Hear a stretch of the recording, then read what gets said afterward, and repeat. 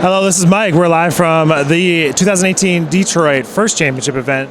We're here with 1720, the PhyXTGears, coming off their finalist appearance at the Indiana State Championship. We're here with Garrett, Ethan, John, and Andrew. So we're going to talk about lots of cool things from the robot. So, John, why don't you start us off a little bit with your Swerve model? Just kind of walk us through how this works on your robot and all about it.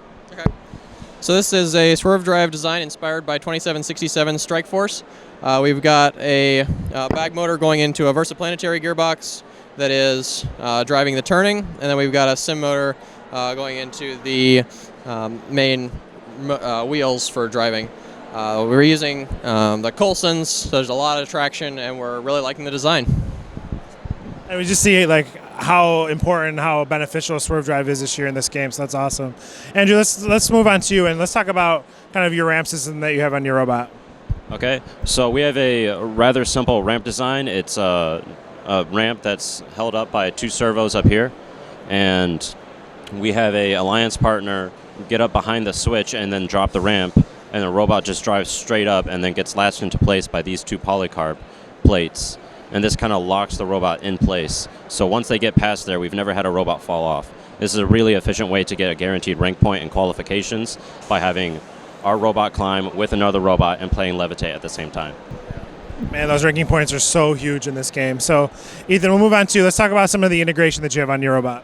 So, as with most teams, they have a encoder on our lift stage. However, we also made it really easy for the operator to operate the robot with our automated intake sequence and also set points, as well as automate one trigger ejection for the cube when placing it onto a switch or scale. And then Garrett, we're going to finish off with you. So obviously being in a district model, you just get tons of chances to play. So you can kind of walk us through the iteration process and what you've done to iterate your robot this year. So one of our biggest iterations was at the end of our ramps. We used to have some flaps that would fold up to help hold robots on. However, teams never actually used those. So we took those off and got some weight back, and we're able to add another 775 motor to our lift, which essentially doubled the speed from about 2 seconds from bottom to top to about 1 second.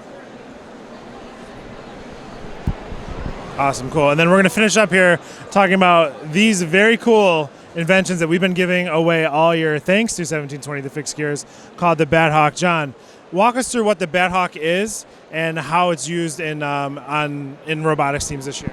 Yep. So we had this idea about a year and a half ago. We wanted to provide an easy way for teams to glance at their batteries and see the status of all of them. So instead of using a battery beak on just one battery, you can have these on all your batteries. So whether it's on your cart or whether it's just in your pits, you can quickly glance at all your batteries, see instantly the status of them, and I think it's a thing that a lot of teams are really liking. So they are available on AndyMark.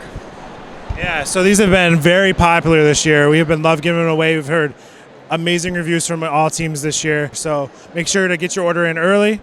And guys, thank you so much for taking time out of your day to talk to us. Good luck the rest of the way here in Detroit.